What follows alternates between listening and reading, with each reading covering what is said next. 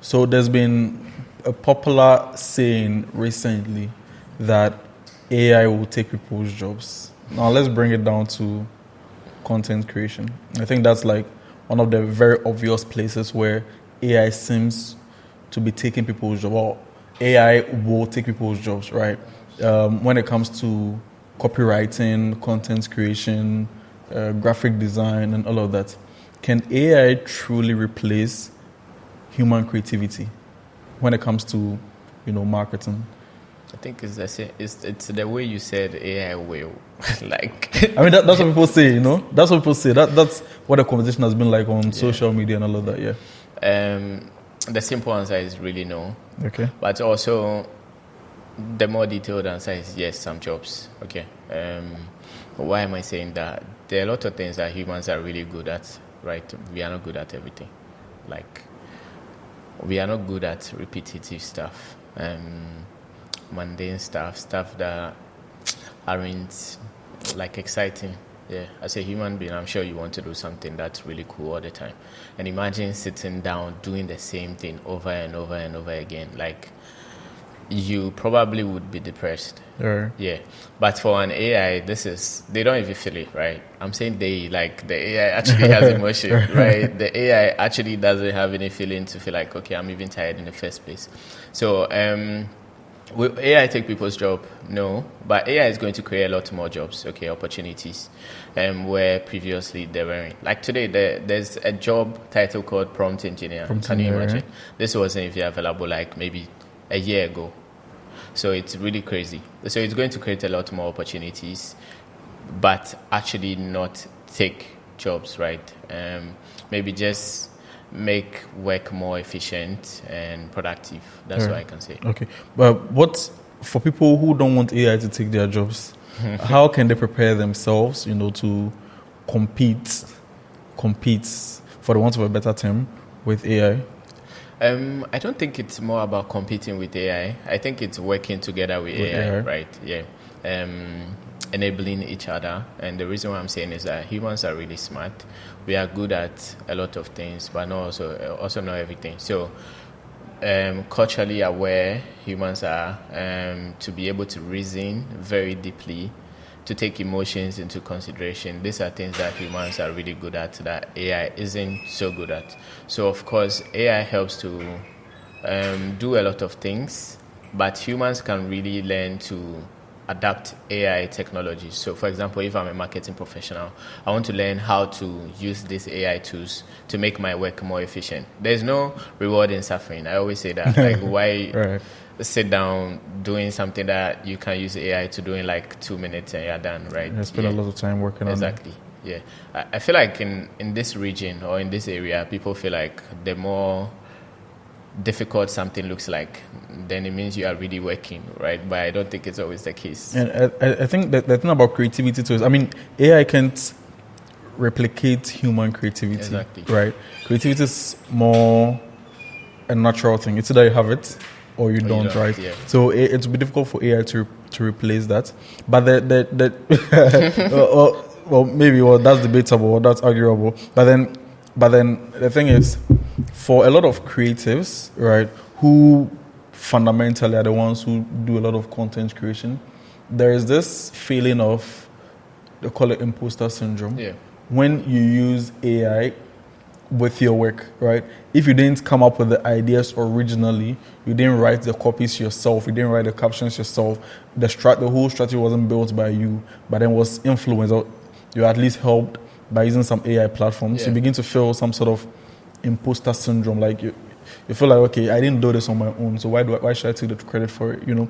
I've had colleagues who have felt that way, that they'll stay away from using an AI platform to generate a copy because they feel like it's unnatural. It is not them. They don't feel like it's something they should be proud of because they didn't come up with it on their own. How do you deal with that? How do you deal with all of that dilemma, if I can call it that? That would be rather surprising for me, or interesting. I would be surprised if someone would tell me that they would rather work than use a car because they don't want people to feel like they are lazy or something. I mean, those are tasks, right? Those are like driving and walking, for instance. Like those are tasks, or using a washing machine, right? Instead of using your hand. But this is an issue of like creativity.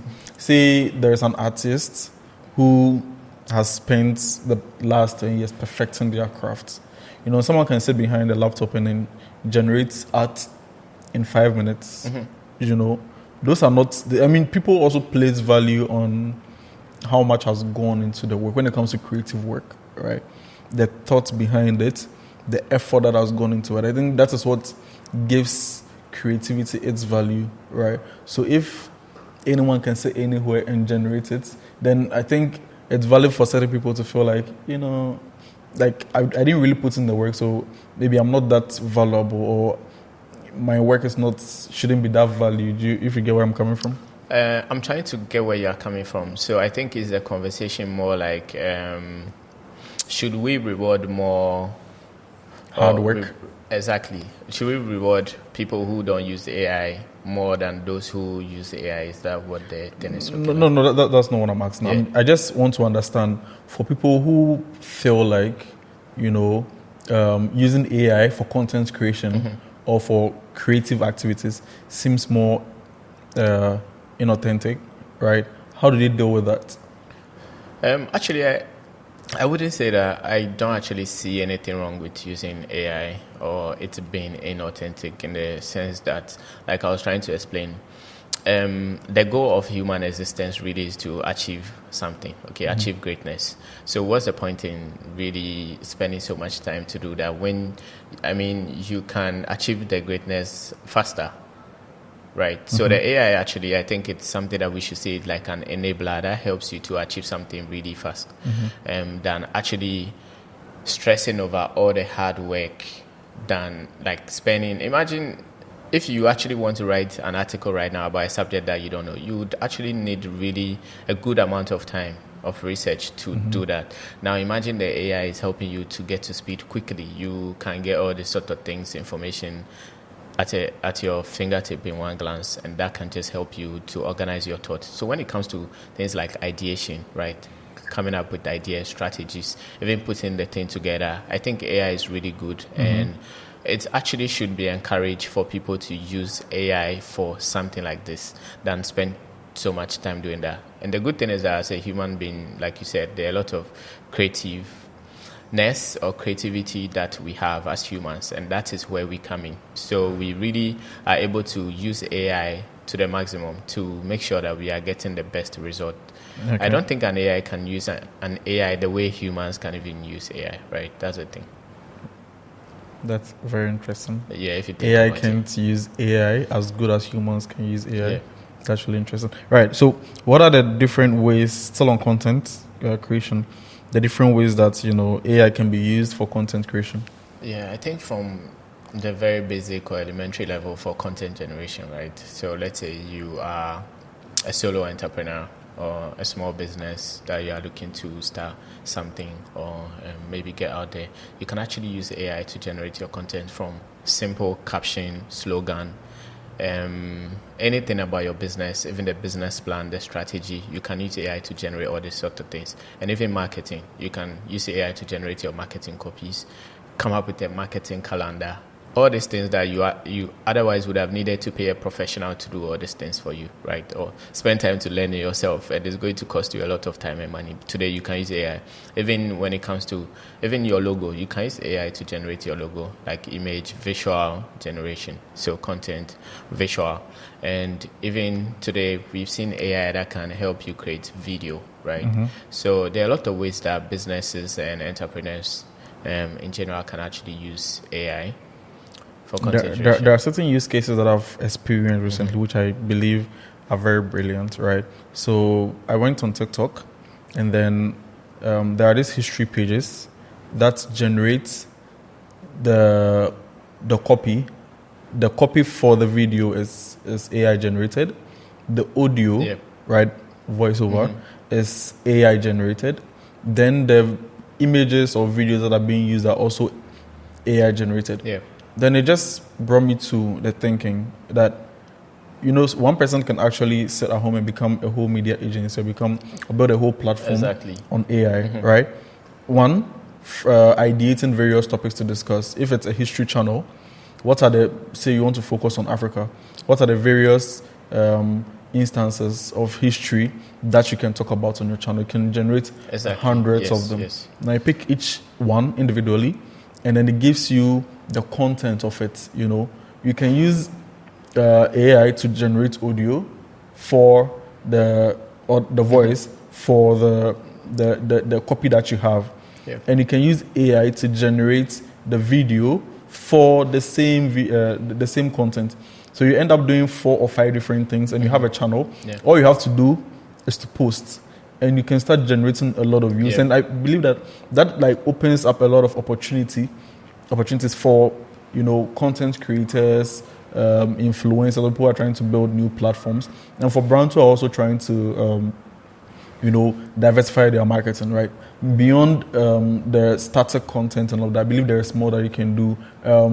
There's this ad that is currently run, or that was running during the African Cup period.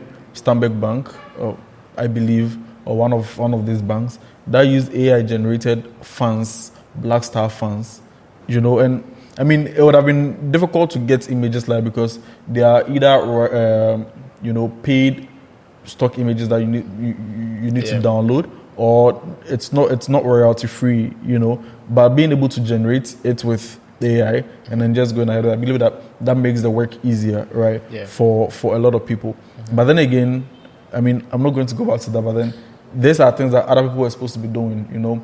Originally, for something like that, for the bank that I'm mentioning, you are going to hire a photographer, going to hire models, going to get the costumes, take actual pictures and use for that. For this particular channel, they have to sit down and which is, you can think of the pros and the cons of that, right? But for this channel, all I see are pros, right? That you're able to create a TikTok page and then generate content, all from AI, right? From ideation to content ideas, to the copies, to the audio, to the video itself. And I believe that is very brilliant. That opens up like a lot of opportunities for marketing. Now, how can we achieve a balance between AI generated content and the human touch? Because again, one thing that you begin to realize is the language, right? Sometimes AI language becomes very obvious. Exactly. You get it? Yeah. AI language becomes very obvious.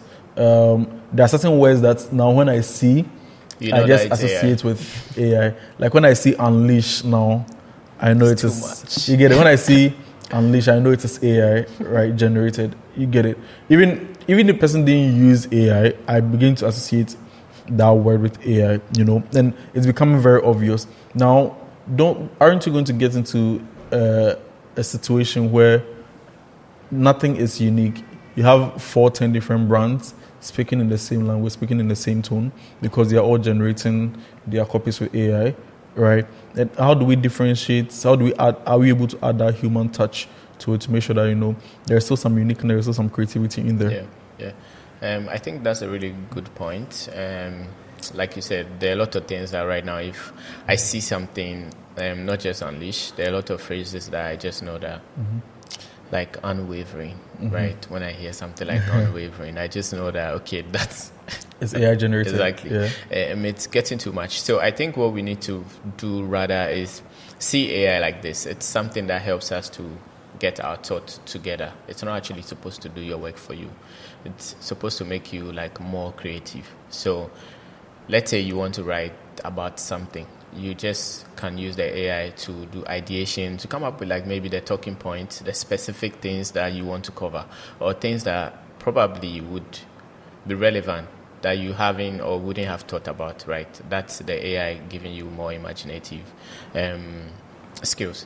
Now, once you have all those sort of things together, you want to put your human difference to it, because those are things that an AI cannot do. As a human being, you have the gift of being able to understand emotion, being able to be unbiased, right? Being able to understand cultural difference and a lot of things, even psychologically. understanding something, and from experience, let's say in an organization, you've had an experience with something, and now your customers sort of resonate with it in a certain way.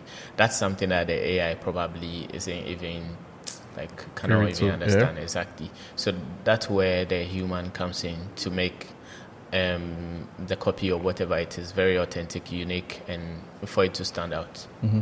I believe that's still talking about creativity, or a creative touch to content creation. I believe that there are two ways that we can go about it, right?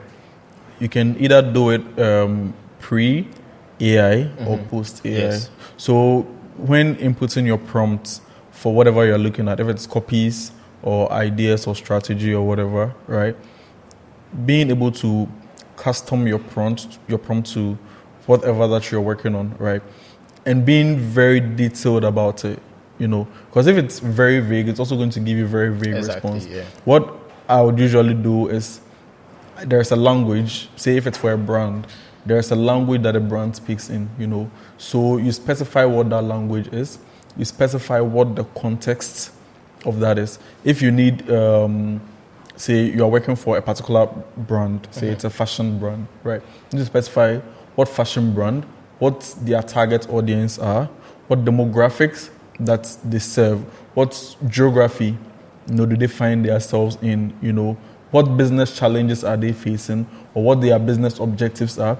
Then now your responses are very customized for you. It doesn't seem like what every other person is doing. Yeah. You can even tell it to avoid specific language, avoid buzzwords. So then it becomes very plain language. Or if you want it to be, I think usually the funny copies are very corny, So you like to stick to very plain language. Exactly. So that is the being very specific about your prompts and being very creative. If you are creative, you'll be able to write a very good prompt that will give you the best response, right? And then post AI is, just putting in whatever prompt it is, getting the response, and then that would be like giving you what the fundamental information is, and you customizing to fit what exactly you want. You get it? Those are the two ways that people can go about using AI. Either you are doing it before or after. Yeah. Otherwise, you are just going to get stuff that very generic, and you're going to begin looking like everyone else or sounding like every other brand out there, right?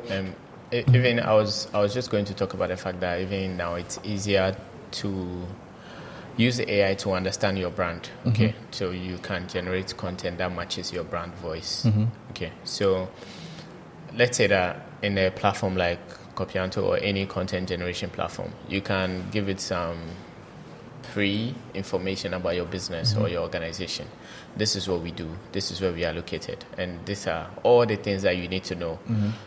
You can even include some marketing campaigns that you've done before, right? Just so that the AI sort of understands all these sort of things. So it all goes back to what you mentioned about prompt engineering. So it's like Google search, right? You realize that sometimes some people can even find better responses and results than other people just because of the keyword that you are using and then how you are searching. So even I think I remember Google had a playbook. It's basically how to search. Okay. You'll be surprised. You would think that search is really simple, but there's actually a way to actually find the relevant information. So same with the prompting. The better your prompt, the more. I believe that one other thing that people can do. They have, for people who are going to use it for content creation, right? You have a brief that you've written before you are reaching out to AI, right? So this is what exactly you are trying to do. This is what it's about. Give it enough details that this and this are what I'm trying to do. I'm trying to say create content for this brand. This brand delves into so and so and into the business of this and this and that, right? Yeah. And based on this understanding, generate content for so and so and so. Then it becomes very easy because you now have content that actually resonates with the audience you're looking at, and all of boring. It's not boring, yeah. But if you go in and then you just, content ideas for this thing, you're just going to get content that is given to anyone else, right? And one thing that I believe people should also do is, say, if you're using, say, something like Copyanto, right? Search. For conversations that are related, you would like to keep them in the same chat so that there is historical data, yes, right? Yes. That subsequent searches will be based on, So if you've searched before about, let me use an example, say a studio, right? So I've given prior information about a studio that, develop a marketing strategy for a studio that I want to set up for this. Now it has given you information. You come in later on and then come and ask that, so based on this strategy that I gave to you, identify potential target audience for me, right? Now it has given you who the target audience are. You finalize what those target audience are, right? If you come back in later and ask that, what new offerings can I give to this target audience to increase my revenue? It has historical data. It has the strategy over there. Context. It has the information about the target audience. So it's not able to give you responses that are extremely important, responses that are very valuable to those audience, right? I come back in and then say that, give me content ideas that will sell these offerings better to this target audience. You have 3 or 4 different layers of historical data in the same conversation, right? That would help it fine-tune the responses that is given to you. And I believe that is extremely important. So, not having to open a new conversation for every single search that you do, but then keeping related information in the same chat is extremely important as well. What do you think about it? I agree with you. So it's just like having a conversation with someone, and then every time you come to have a follow-up conversation about that same topic, you already can have some idea about it. So it's very important that we learn to do that and would make our responses more relevant and richer.